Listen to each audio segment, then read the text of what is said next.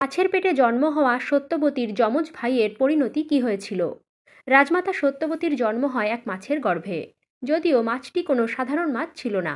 স্বর্গের অপ্সরা দীর্ঘিকা মুনির অভিশাপে মাছ রূপে জলে ছিল। দৈব নির্দেশিতভাবে চেদিরাজ্যের রাজা পরিচরের বীর্য ভক্ষণ করে মাছটি গর্ভবতী হয়। এরপর 10 মাস পর মাছটি ধীবরের জালে ধরা পড়ে এবং তৎক্ষণাৎ মাছটির প্রসব হয়।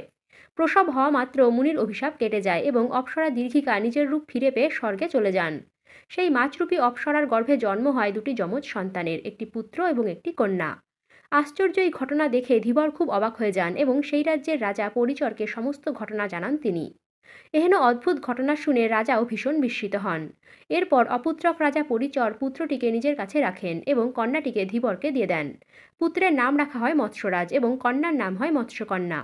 পুত্র মৎস্যরাজকে রাজা নিজ পুত্ররূপে পালন করেন এবং সেই মৎস্যকন্যা সত্যবতী পরবর্তীকালে হস্তিনাপুরের মহারানী হন।